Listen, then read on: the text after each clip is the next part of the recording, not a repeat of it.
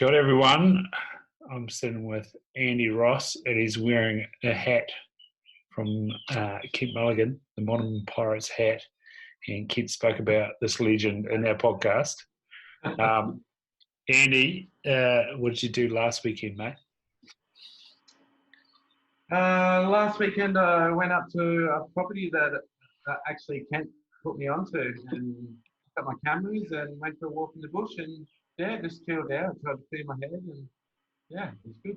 Nice. And you caught up with the man before he headed out to New Zealand? I did. We had breakfast that day. It was lovely. Yeah, mate.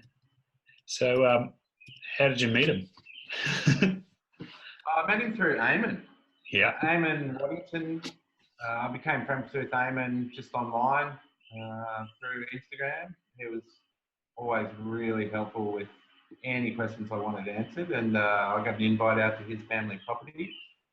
And so I just thought it was me going out there, and I got there, and Kent was there, and we hit it off, and he's a great bloke. So it's a good introduction just to hang out with two lovely blokes in the bush, and it was good. God, you also make Kent's family have my absolute dream property in the hills, restaurant, deer. Doesn't get much better than that, eh? Yeah, that's right. And you guys are from the same lineage, aren't you? I mean, Kent, yeah. Well, sort of, nearly. He's got the same last name as my mother used to, but that side, and we're technically related.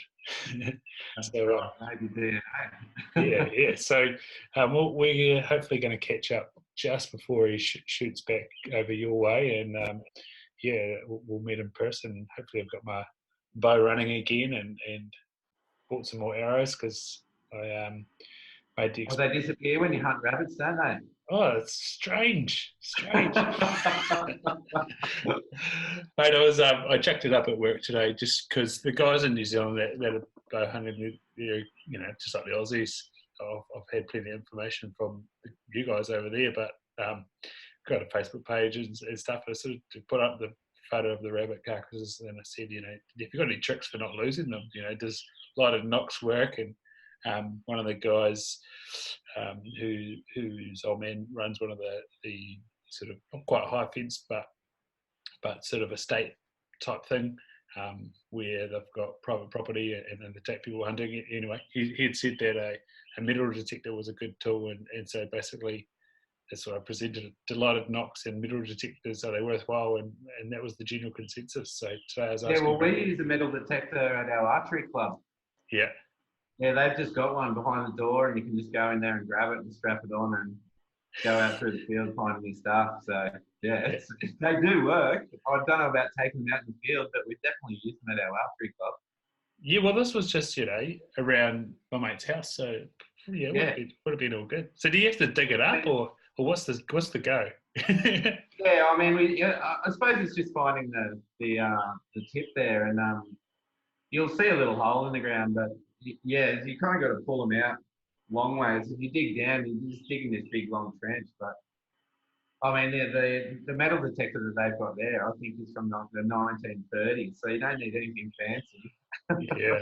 Well, of course, my boss made the obvious point that if you hit the rabbit, then you won't lose the arrow. But I nearly came back to him. I said, buy me a rangefinder and I'll keep hitting the rabbits and I won't lose my arrows. But it hones your skill hunting rabbits. Yeah. There's nothing like it for bow hunters. Yeah, well, the two I got were at 30 metres and I was absolutely stoked. Absolutely. That's great. That's really great.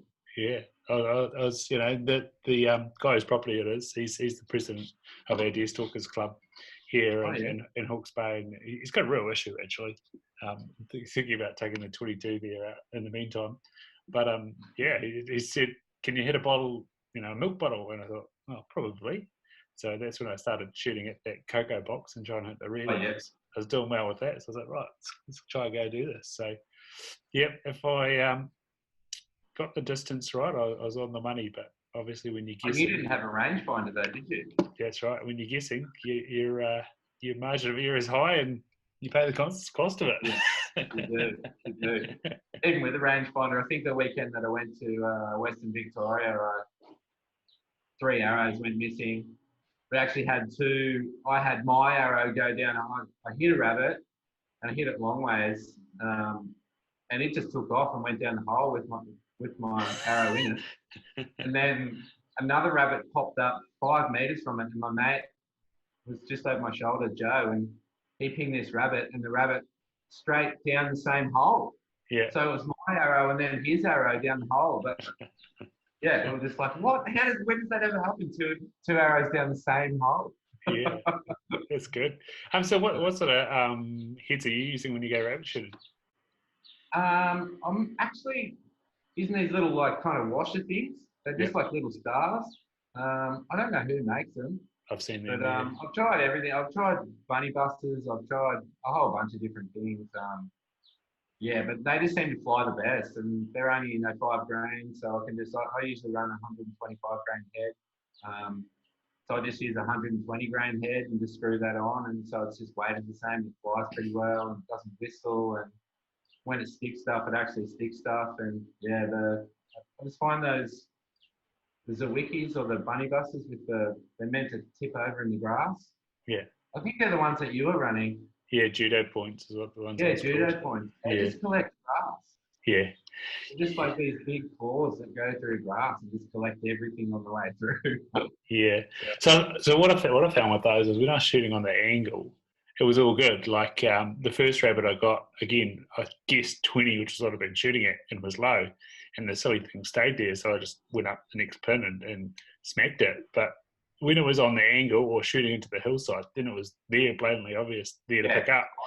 Yeah. But when I was on the same plane, I guess it just kind of went through the grass and through the ground, and it must be very just under. But yeah, just under. Gone.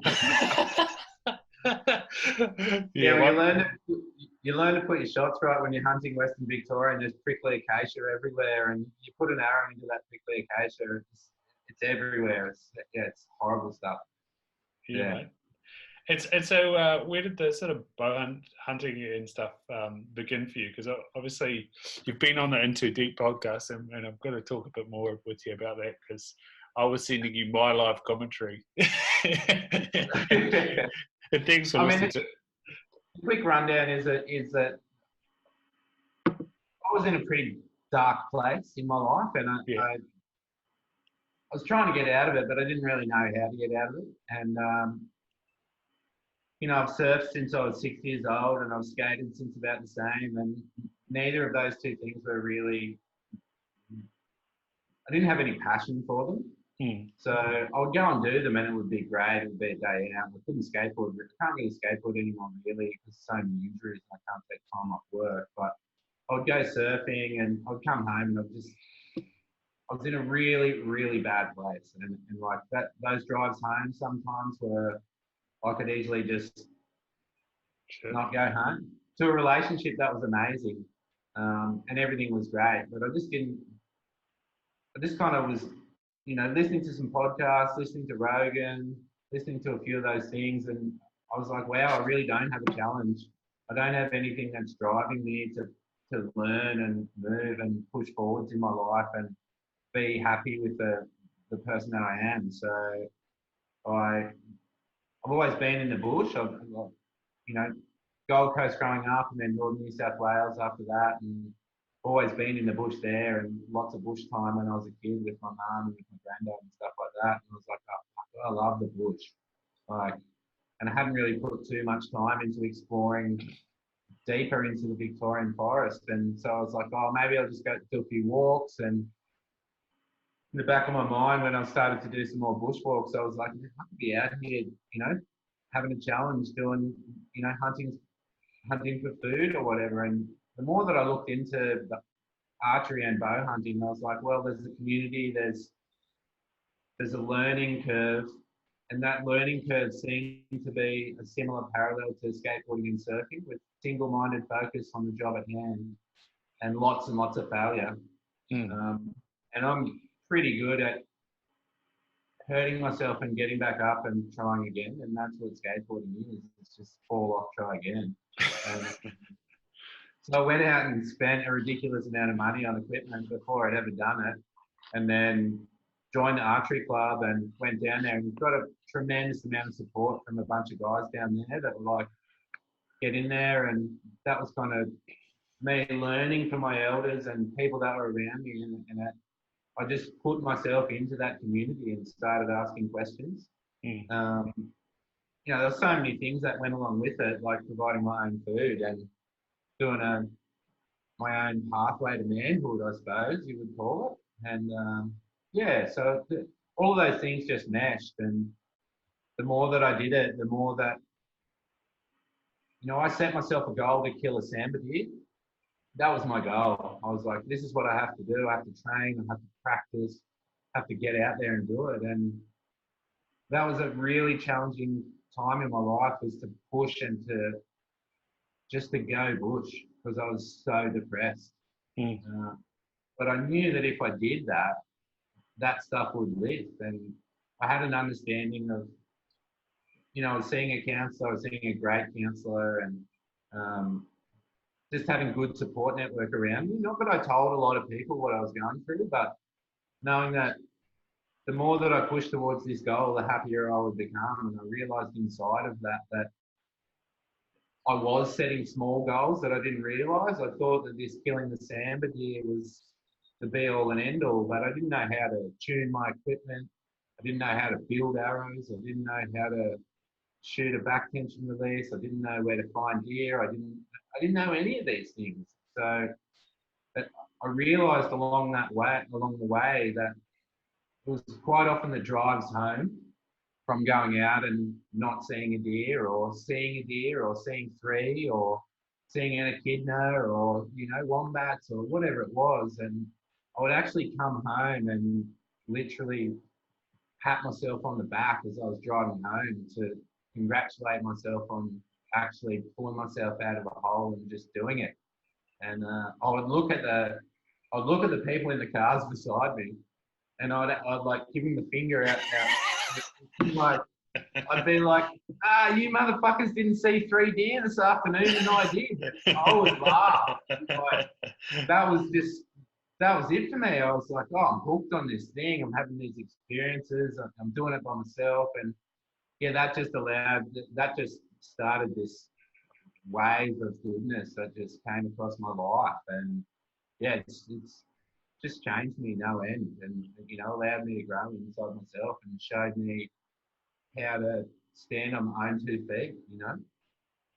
Epic, mate. How much parallel was there, the messaging that you were getting, the brainwashing that you were doing for yourself with the podcasting, and then the counselling? Was it you sort of bringing up the topic that, hey, I've got to find something to do, or was that something that you were sort of exploring already, and the two of them came together? It was a bit of both, yeah. You know, my partner at the time, she was really supportive of it, and she was really supportive of me figuring out what was wrong with me. And like we went to couples counselling, and I got diagnosed with PTSD. And whilst I was at work, like, I can listen to 8 hours of podcasts, no worries. So I was trying to figure out a whole bunch of information and listening to so many different things.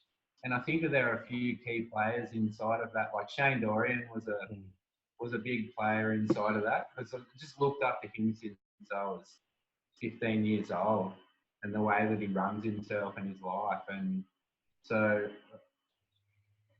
I don't know, I suppose there's a psychedelic connection in my life as well, and it's been there for 20 years. And part of that connection to magic mushrooms and LSD and things of that nature, I'd realised a couple of years before that I wasn't utilising those things. I was just abusing those things, and I wasn't treating them with the respect that they deserve. So on the path of me trying to figure out who I was, I decided that I wanted to utilise those things in a medicinal way, because the sciences had changed, the direction of those things that I kind of knew but had in the back of my mind I just realised that I needed to take charge of everything holistically in my world. And I think that came from just listening over and over to a whole bunch of different genres of things. And it really helped me to change. Yeah, mate. So what was the trauma first off, or it's just an accumulation of stuff that then you've... Oh no, I was there when Mick Fanning, the first one was like Mick Fanning, a pro surfer, his brother and a mate of mine died in a car accident in Coolangatta, and we were walking home and saw that firsthand. Not didn't see it happen, but saw the aftermath firsthand. And then I had another mate. There was a series of events that happened. I had a mate who was a Red Bull base jumper, Iceman, and he base jumped out of a helicopter at a festival we were at, and the parachute didn't open and he slammed into the back of a red dot Hatsu charade right in front of us, 100 metres from us. And then 2 weeks after that, we were having a wake for him and sort of having a party down at Brunswick Heads at the breakwall there. You probably know it. Yeah, saw that. Yeah, so we were having a wake there and everyone was out swimming and stuff. And one of my mates got caught in an undertow. He wasn't a strong swimmer. Sure. And two of my friends were out there and I was over the other side, and everybody dove down to try and find him, and nobody could get him. And one of my mates went to grab him and he pulled him down. He had to kick him away. And it was just this hideous scene where all of a sudden he was just taken from us. And so that was 2 weeks to the day from the other one. And then 2 weeks after that, I was sitting with my partner at the time and at the river there. We were just sitting, and there was a massive cyclonic swell, probably 10-foot swell, 12-foot swell rolling through that river, and it was an outgoing tide. And one of our friends walked down, one of my partner's friends walked down to the beach, and he was mates with the previous fellow that had died. And he wasn't in a good mental headspace. So he took off all his clothes and jumped in the river and went to try and drown himself in the river.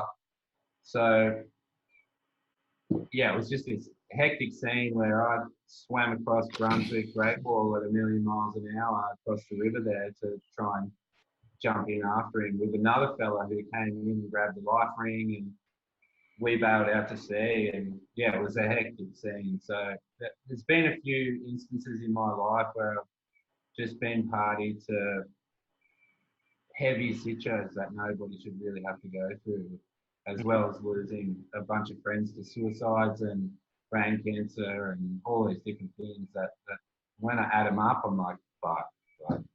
So, but yeah, it is what it is, and you just, And so was that what made you leave the Northern Rivers, or? Not really. I got to the point where I just needed change in my life from up there, and I was living the dream life. Like I lived in amazing places, but I grew weed, and I was partying heaps, and that wasn't. I was making my art and I was doing stuff like that, but I was really just doing artwork for festivals and going out and partying far too hard. And yeah, it was like, all right, we've got to get out of here. And actually, a girl that I was with at the time, she was like, let's go to Melbourne. And I was like, fuck. But she dragged me down there, and I've never looked back. So yeah. What do you think? Like you say, you haven't looked back. It's a remarkable part of the world, Northern Rivers, but so is Melbourne. What is it about Melbourne that just really lights you up? Oh, Victoria as a state's just incredible. Like, I thought up there was great, but down here just trumps everything pretty much. Within a couple of hours you can be wherever you want, in the deepest forest or at a beach with nobody there, or, almost in desert lands. It's unbelievable. So I think that just the bow hunting has gotten me to places that I would never have gone to and I would never have seen. So, and surfing's gotten me to places where I thought the waves up in Queensland and New South Wales were great, but you get down here and it's like middle of winter, good swells, nobody out, freezing water, no one wants to deal with it. Up in Queensland, you're dealing with 2,000 people. That's hideous. Yeah, mate, I saw Keaton for a drive the other week, and man, that I thought Lennox Head was pretty nice as a break, but what he had, it looked pretty similar, just even more sets than what you experienced at that place. I was like, wow, that's a spot. And I'm one of those people that, you going back to what you said at the start about starting bow hunting. I've tried surfing twice on a longboard, and that getting knocked over and standing back up again, I must have a little bit of that too. But yeah, it's I have a massive appreciation for it, but I'm no good at all. Yeah, it's a challenging thing to take up later on in life. Yeah. Thankfully, I have the advantage of being a good swimmer, so I can get onto the wave. It's just I haven't quite mastered that timing of when to stand up. I'm too late on standing up, so plenty of nosedives and going over the front of the board. So yeah, this summer I'll get another 3 or 4 days in and see if I can't get some success. Who knows what that looks like, right? Going back to sort of that environment in the post-traumatic stress, where did that sort of start showing up again? I think I suppose I just held it down with smoking heaps of weed. Yeah. For years. And yeah, once I eased back on that, and I was like, oh shit, I've got some proper issues. Yeah. And my partner Eddie, she's an amazing healer. She's a naturopath. She's an Ayurvedic practitioner. She could just see straight through all of my bullshit. And she just got to the point where she was like, I'm going to start pressing your buttons. And she did. So once I decided to look at myself, I didn't want to take that diagnosis. Yeah. Like I didn't want to accept it. And I didn't want really that want to define you. Yeah, that's exactly right. Hi, I'm Andy, and I've got PTSD. I'm a PTSD that's survivor. Right. Yeah, that's not me. That's not me. And I kind of was like, fuck that. Like, And it I kind of, some part of me took it on board as a, fuck you, I'll show you. And like I didn't continue with that counsellor. We just got to the point where she was horrible. And yeah, absolutely. So that was another thing where I was like, well, she was horrible and I'll show you. Yeah. Don't give me a challenge. Yeah. So that sort of challenge thing, and going back to what you're saying about getting into that tribe of the archery club and stuff, and the challenge and the small steps, do you think that is the best thing for you? And probably what you mostly hear about depression and stuff is having a purpose means that you can stand a hell of a lot more than what you thought you might. It's a multifaceted, multidisciplinary approach. It's not one thing or another. You need to have good support. You need to have people that you can say, let's go on a mission. Doesn't matter if it's hunting or whatever. Let's go camp down there. Let's make a fire and talk some shit. You have to, for me, you have to have a good counsellor who understands your lifestyle choices. And that's a big one for me, is to have a guy that I can go to and say, I want to do a certain thing with my brain and take a certain thing, substance to figure out some things, and have him be 100% supportive of that, and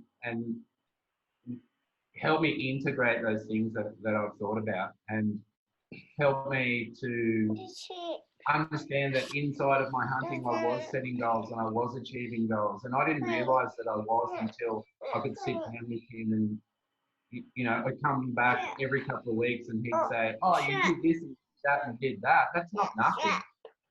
So, and then having people that you don't meet also on social media networks that are there that you can ask questions to, like Eamon did for me, and just bounce back all the time. And there's a few people that I've met like that on Instagram that made me feel at the time like I had people that I could ask and they would just give me the response. There was no bullshit. There was no expectation. So all of these things come into me being able to heal myself and move forwards and set more goals and achieve more things. Yeah. So with counselling, do you think that was kind of like, I live my life and then here's a space to that word, unpack it, or whatever you want to call it, and like put meaning to it, and like be that sort of objective voice to sort of not shout down, but to talk in from another perspective of the bad voice in your head, you know, like. I know mine's pretty shocking, my bad voice in my head, you know, and one of the best things that I had taught to me when I did psychotherapy was be that person that you would be for someone else when they come to you with their sort of, you know, messy head, and you go, oh mate, you know, don't worry about it, you know, that's fine, that's a mistake, or whatever. Is that what you sort of found with that counselling? Yeah, absolutely. This is my life, and this is my negative talk around it. You know, what have I actually done? Yeah, absolutely, and also help me to express to my friends, because I'm good at seeming like everything's fantastic. Yeah. But you know, everything's in order, everything's great. I'm doing cool stuff. Like everything's fantastic, and I became the rock for my friends, and so that's just the way it's been in my life for a long period of time. It's just I can seem to be okay. Yeah. And that counselling helps me to actually tell those people that are close to me, I'm not okay. Yeah. And it also helped me to, like, you can give somebody the best advice, but taking that advice yourself is the hardest thing to do. And like what you said, become that thing, become that person that you encourage other people to be, or those things that you say to somebody else. You'll be right, like, or you can do this. I've got your back. Just like all those little things to tell yourself, they're the hardest. So you know, like me physically patting myself on the back, they were the things that was like, oh, I'm actually doing what I tell myself I should be doing. Yeah. Yeah. Right. That's you're right. It is like most things, it's simple, but it's hard, it's difficult, and yeah, when you can get, you know, obviously you pay them, but a third party to go, yeah, you are good, you are doing a good job. It's worth its money, I guess, and then the flow and effect is pretty awesome. Yeah, I mean, he never tells me I'm like really. He never really like, oh, you're doing a good job, but inside of the conversation, you really realise that you are. It's a strange thing, counselling and seeing people to talk to, because it seems like that you start out in a session where you're talking something and then you just talk yourself around it. Yeah. And you're actually doing your own counselling while they're just sitting there absorbing what you know. It's great. Yeah. No, that's sort of partly why I don't know. I feel that I need to do it, but starting up sort of a men's group or whatever, and on Sunday I was lucky enough to go to a Wim Hof session, and there was a good number of blokes. It was almost like you got to go to somewhere extreme to find his tribe. You know, like, you know, archery club. Like let's meet people, a bunch of people who are doing something stupidly hard and stupidly frustrating. Like you said, there's fall downs and stand up. Same with Wim Hof. Let's go. Meet some people who are prepared to do some breath and get vulnerable, and then just to add to that, go sit in some ice for a little while. There's a certain type of crazy to that, but when you meet people like that, conversation flows, and you know, within seconds of meeting a few people, we'd already unleashed, you know, troubles at home, troubles at work, and mutual troubles. It's just like, you know, and that was before we'd even done any breathing, any ice bath. Yeah, that's right. And if you add a campfire to that, and you add that, and you add no escape and no phones and everything else to that, it's the most amazing thing ever. Yeah, mate. So that was sort of what I was trying to get with Movember this year. Was I sort of linked up with a guy down in Wanaka. He's real bloke's bloke. His name's Nick Visson. He goes by the handle Wanaka Hunter, and he's got a fantastic moustache.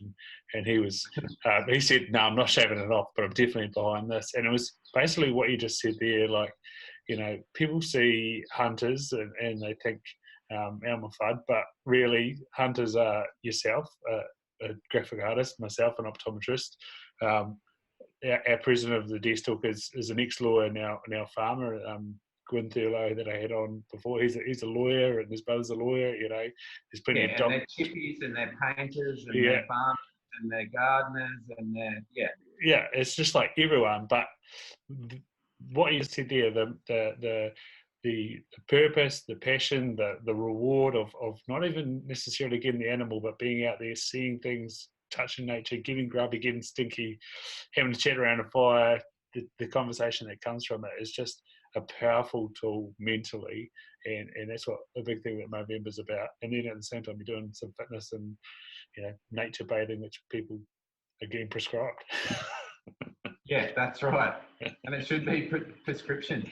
Yeah. But actually, no, just nah. Yeah. You don't need too many people out there. Yeah, mate. On your first podcast on Into Deep, I think you brought up that sort of Japanese cancer clinic that gets their people out in nature. Could you describe your feeling in nature? You said that was sort of your first step to healing. The feeling when I go there, or my connection to it? Bit of both, yeah. Go deep. Well, it's just the tranquility of getting away. Yeah. I mean, my connection to nature is like I moved to the bush to get away from city Gold Coast life when I was young. So I moved into a place that was, one of the places I lived in Northern New South Wales, a 200-acre cow farm. I've lived on 16 acres in a mud brick house. I've lived right beside a creek that backs onto World Heritage Area that's on 28 acres. I've really tried to get to the bush so that I could be away from stuff. And I think that when I was younger and I finished skateboarding, I was like, right, get the hell away and go and see Australia and see the bush and connect with it. And I had a few massive psychedelic journeys inside of that when I was living in those areas, and I would take ridiculous amounts of magic mushrooms and sit in the bush. And my mates we would do stuff like, I bet that you can't get from this place over this hill and down into the next valley before I get from here to here. Mm-hmm. And we would set it, okay, go, or we would go out to bush doofs, and I would live 2 hills over. And my mate, it would be a 35, 40-minute drive to drive around, and we would get 2 blokes and we would go, all right, let's try and beat that car home. So, sometimes we would beat it. Sometimes we would get stuck on top of the hill looking at how beautiful everything was. Mm. And so that time up there doing that stuff, I got a really strong connection to the land up there. And I think that I just missed that once I'd been down here for a long time. And to reconnect it to some of these places in Victoria, it's just like, holy crap, these places are epic. So yeah, there's no better feeling than being able to sit and listen to the birds. When you've sat for 15 minutes or 20 minutes because the wind's going to change, or you've seen something 100 meters away that you think, all right, it might be coming this way, or I'm just going to sit in this gully, and then the birds actually start doing their thing because you haven't been disturbing them. It's pretty magical to be able to hear those responses of the warning calls and the warning cries when you do get up, and one of them's like, what the hell's that person doing down there? And all of a sudden everyone down the valley knows, and you're like, fuck, what are you doing? It's not, it's bushwalkers don't necessarily get those things. Yeah. And going out tramping through the bush and bushwalking, you see stuff, but you don't see nearly as much stuff as when you're stalking through the bush and you're being quiet. So that's a brilliant thing to be able to, be a part of. Yeah, mate, and often you're following the track when you're tramping, and it's, you're right. Like And when we were in northern New South Wales, we sort of went on a couple of day walks and stuff. Like Billy, who just came in before, she was pretty young, so it was half an hour or so, and then we'd have to rush back to get her to bed, not get her to bed, try. But then, the first time I went hunting back in New Zealand, it had been around about 18 months since I'd been out, and sure enough, I heard this alarm call going off, and I was just like, oh, yeah, it's mean, there's an awesome native bird going off up there. I was about to get my phone out to video it, and the wind changed over my shoulder, and then it was like, bang, crash, deer going, shit, get out of here. And it was just exactly right. And then I went back to a spot that I was pretty familiar with in terms of area, but not the actual spot I went to. And I came to this clearing. The sun was perfect, and I just stopped. I'd been trying to get gapping it back out of the area that I looked at, and I'd been taking a little bit of notice, but I just stopped and stood there and stood still. And you're like you just said, the birds, one starts, the next one starts, and they then just start to build into that chorus. And sun was right, the smell, you're sweating, but it was epic. And again, as I said, my sort of internal dialogue's pretty shocking, and it comes out when you're trying to bash your way through tight bush and calling yourself a useless prick for getting lost, or not, semi lost and stuff like that. But then you push through and you go, shit, like you said, you start giving yourself a pat on the back. You go, oh, I made it. Came across a waterfall, and you're like, well, that's pretty bloody beautiful, but how am I going to get down from here? It's awesome. And then you problem solve again. That's another thing that people don't realise. It's when you're not on the track, man, and you're looking at a map and you think you know what you're looking at, and then you get to the reality and you got to figure it out, because then you're in the reality. You've got to do it. It's a bit like parallel to life. You make a choice and you think you know what's going to happen, but nothing ever happens as you want it, eh? That's right. And I think if you just grabbed regular Joe off the street and you gave him a backpack and you said, you're going to walk in a straight line through that bush over 2 mountains and you're going to camp out and hopefully you'll see a deer, he'd be like, there's no way that I'm doing that. Like, they'd freak out on the first night. Yeah, it's a brilliant thing. Yeah. That's the problem with the place that I've been twice around here. Is you start up, you're in a forestry road, and then you drop 500 meters altitude and go back up 500 meter altitude before you even get started. Like, freaking stupid. and then if you shot a deer, you chucking like, I don't know what you'd be prepared to carry out, but maybe 30 kgs on your back. Yeah, not that far. Yeah. I've let down on deer in the Alpine National Park and out the back of Lake Field, but I'm like, I'm not packing this thing out. Like, I'm too far in. I've made silly mistakes. I've come too far. I've only got a day bag. It's 5:30, 6 o'clock in the afternoon. There's no way. Yeah. Or you make a decision and you're like, right, that's it. I've only got 2 hours or an hour and a half to get back to the car. I don't have a head torch. And you turn around and walk 3 Ks and you get back to the car and there's a deer 100 meters from your car. Yeah, why did I waste my time going up there? Yeah, no, I'm really excited for New Year's Eve. I'm just going to go explore another new area of the park that's on our doorstep and take that's great. 4 or 5 nights out there. Got the location for a nice hunter's bivvy, and there's a hut that's about 2.5 hours from the road, so that'll be New Year's Eve, and then 3 or 4 days in there and chicken. Yeah, I spent last New Year's Eve in the South Island. Oh man, up on the top of I can't remember the name of the mountain of it, but yeah, last New Year's Eve I was camped out on the top of a mountain in New Zealand. It was great. What area, man? North Island, Kahurangi National Park. Yeah. Oh, South Island. North of the South Island. Yeah, Kahurangi National Park. Yeah, I remember actually you saying that. No, that's a place I've never been to. I've driven over the Takaka Hill to you would have met some. Drive, yeah. You would have met some trippy people there as well. Did you go into Collingwood or Takaka?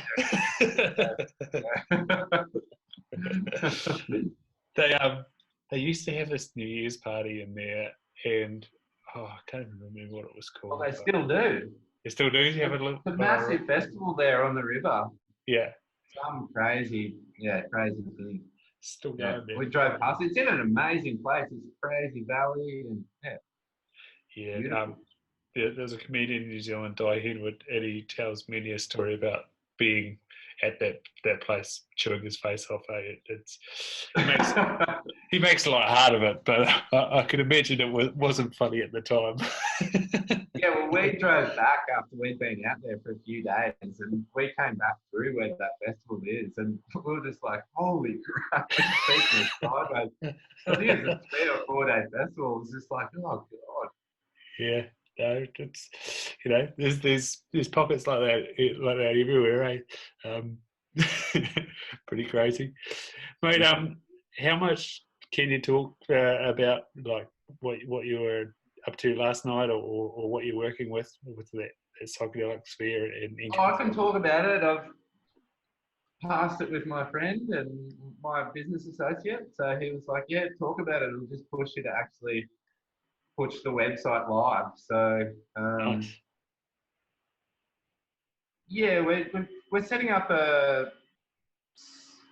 it's more based on psychedelics, but an integration platform, so people who are struggling and take drugs, doesn't matter which kind of drugs they take, but they can find counsellors and practitioners that understand what they're doing or what they're trying to achieve by taking psychedelics.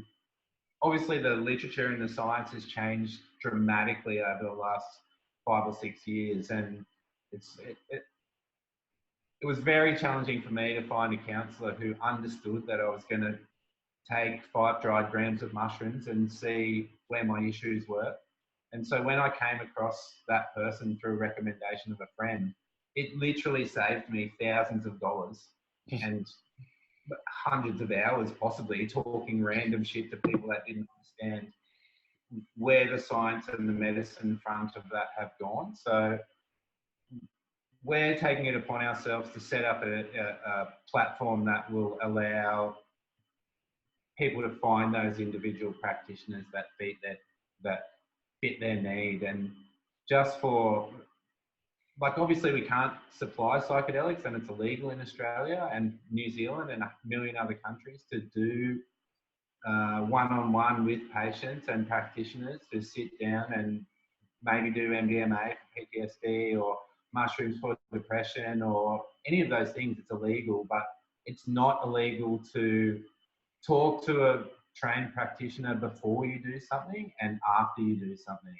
And I think that the integration and having a support network of a person that you can go and talk to is a super valuable thing. And so the more that people like Joe Rogan talk about it, or Michael Pollan's book, or Sam Harris investing in, research into it, all these people have a huge platform of hundreds of millions of people that they reach, and the laws are slowly changing. So as a group of people, I've been in that circle of psychedelics and psychedelic research for quite a long time, and I've come across those practitioners who know their stuff inside out through personal use and helping other people out that are around them. And it's not just for mental support, but gut health and nutritionists and naturopaths and doctors. And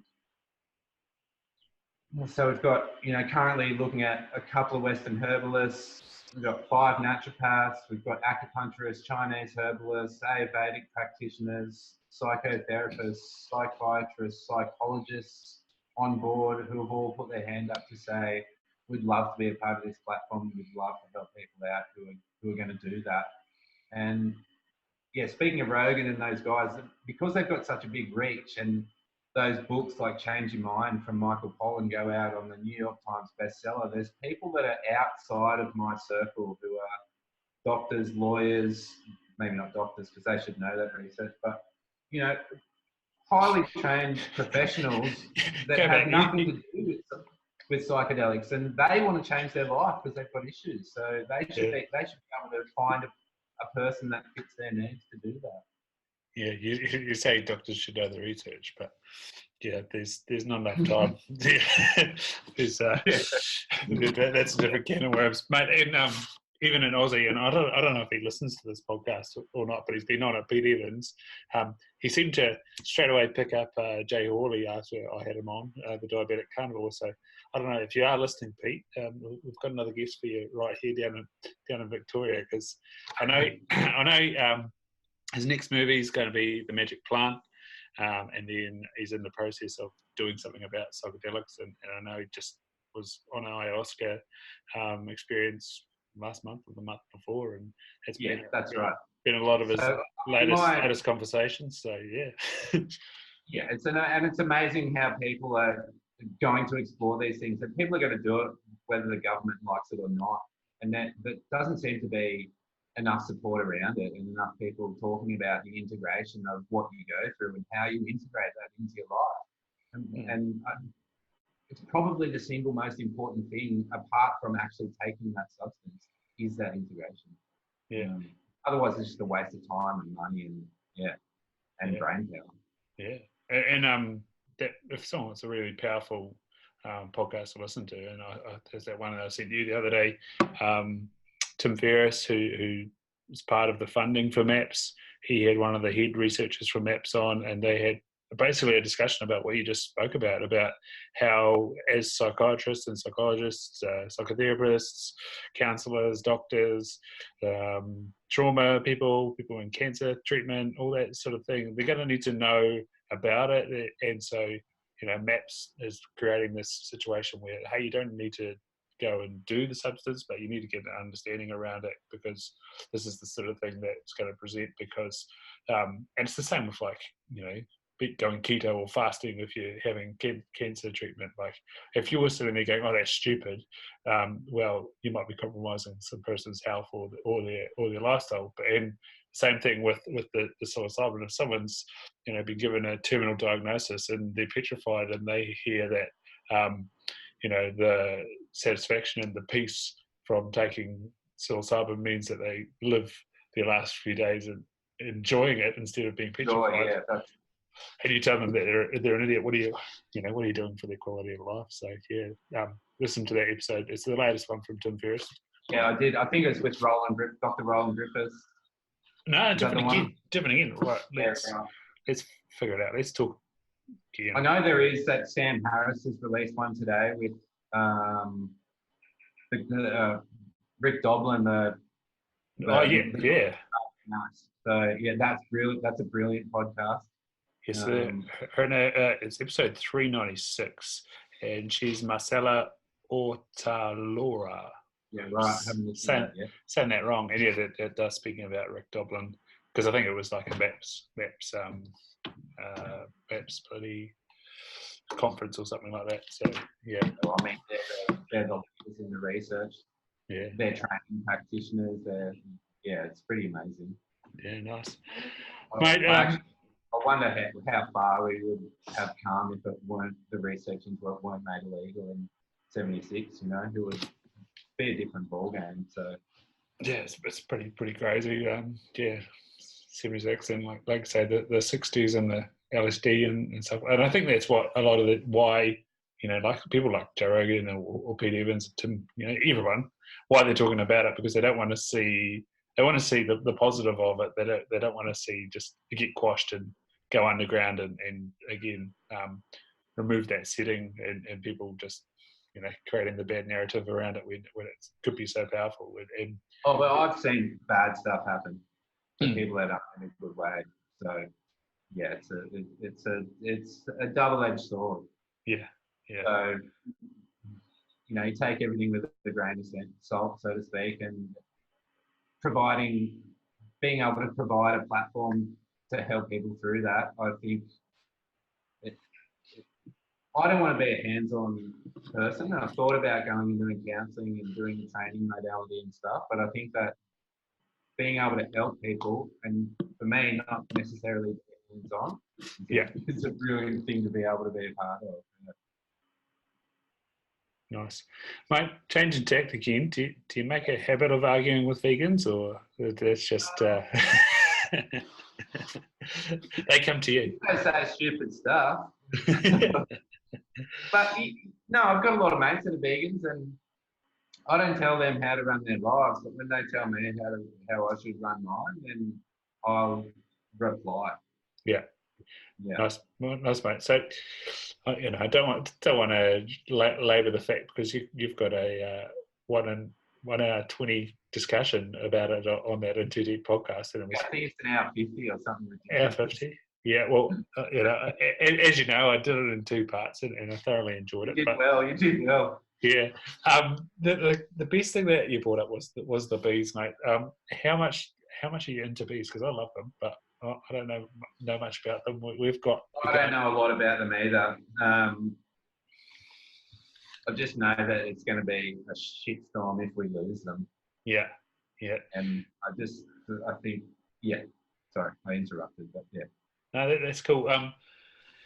The sort of thing that has me worried about the sort of environment and the artificialness of the planet right now is you're seeing that the people who are trying to stop 5G for their own reasons, but they're bringing up the fact that bees are dead, and there's probably a number of reasons for that. But yeah, like you say, if we lose them, then what happens? And then on the flip side, probably one of your heroes, and his name escapes me right now, the mushroom hat guy. Paul Stamets, yeah. He's saying that even the mushrooms might save the bees. Yeah, hopefully they will. He's got his own little technique, and he's producing these little, like, bee feeders that have got, I don't know what they've got inside them, but he's giving them away at the moment on his website free. He's making 10,000 of them. But yeah, I can't remember what he actually said, but he found a fungus inside a tree from a bear strike that somehow was connected to saving bees. And I can't for the life of me think of what it was. Yeah, but he's a genius, a legit genius. Yeah, and I guess it's like the mycelium and stuff is the Earth's nervous system, maybe, if you want to look at it that way. And yeah, for sure. But yeah, and then and it's like our nervous system. If we can get it in line, heals us.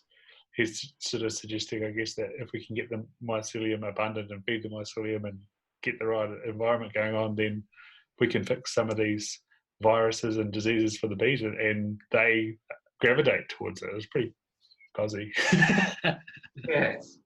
Well, I mean, it's a holistic system from top to bottom, inside out, no matter which way you look at it. So if we don't have good soil and good microbiome in the soil, and you can't have mycelium or fungus without any of that stuff. So how can you have good plants and good trees and healthy animals and healthy bees and healthy food if we don't have a good solid soil structure?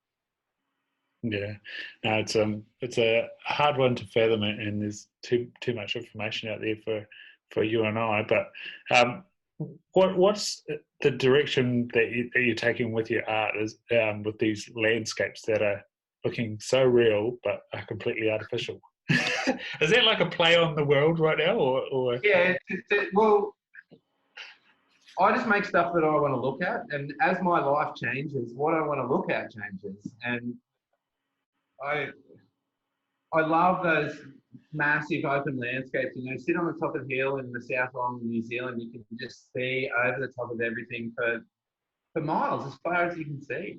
And I think that alpine region of the Himalayas and the Andes and the Alps in New Zealand, ever since I was a kid, I just adored looking at photos or movies and all that stuff. So I just made a little series as a play on words called the Andes, and just started pumping them out one after another, and they turned out pretty good. They're definitely photorealistic, and I think the build process for me it's more scientific than artistic, because you use a fractal building generator and you're typing in numbers. You're not actually painting anything or drawing anything or using Photoshop or anything like that. So for me, I can just kind of lock in and have one project on the go on one screen and then have another project on the go on another, and kind of be able to multitask and generate these images as I do.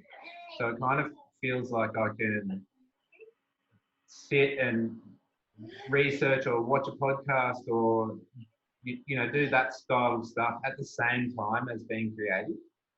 So that's kind of been a good way for me to pump out art without actually necessarily feeling like I'm making anything.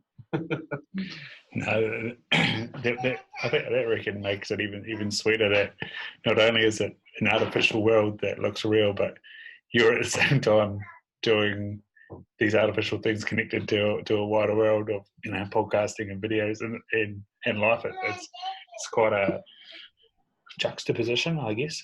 Juxtaposition. Because I mean, I have to tell people that they're not real. Yeah. And I have to say underneath them, this is a digital render. And some people don't read any of that stuff on social media.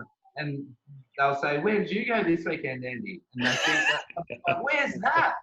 And it's like, they just think it's another unfolding of my Instagram feed of places that I've been. Yeah. So it's, yeah. And I did an art show with a bunch of mates and, I didn't write on it, any of that stuff. I just put it up and people were just brushing past it. And so, yeah, my mate was like, "Well, that's not even real. Like, actually give it some credit." So, yeah, it's pretty funny. Yeah, I saw that quote the other day. Something about treat art like a prince, that it speak to you before you talk to it or something. I don't know. Yeah, I mean, I went through phases where I would take quite a lot of LSD and just sit down in front of my computer and just start drawing as soon as I take it. And then I'll just spend 10 hours on the computer until that thing was finished. And that was when I was really getting into like trying to get that bird series done. There's 3 or 4 birds in that series, maybe 4, maybe 5. But I was like trying to delve into can I actually do this? Can I sit down in front of my computer and achieve this goal and take psychedelics at the same time? And yeah, it seemed to work, but I just got to the point where I was like, this is not where my head is at the moment. And yeah, so that was a few years ago in my art journey. Yeah. Yeah, mate. Well, as you can hear in the background, I'm having, they've got a little girl that's been sick the last few days, and she's woken up. So we're going to have to cut this short, but we'll get it going again some other time. And well, thanks for having me. It's great having a chat. Yeah, man, and I'm super pumped about what this new platform brings, and I hope that it gets plenty more airtime, and I'll be supporting you, and thanks, yeah, like I've been saying to a number of people that plenty have come on this podcast. Victoria's definitely calling my name, and it might have to be a 4-week thing with the amount of people that I've connected with over there. So yeah, a couple of years. Yeah, man. And also on that note of what we're trying to set up, if there are any people, because you've introduced me to amazing people on your podcast, which I'm grateful for. If there are any people on there that want to get a hold of me to talk to me about what we're doing or be a part of what we're doing, then I'm really open to that. And yeah, so if you want to pass on my details for that, then feel free. And yeah, get in contact with you guys, and we'll see where this can take us and try and help as many people as we can. So thank you. Epic, and I'll have Hat Living Spirit Design in the show notes, so people can check it out. Cheers, man. I'm going to press stop, and yeah, wicked. Thanks so much. Cheers.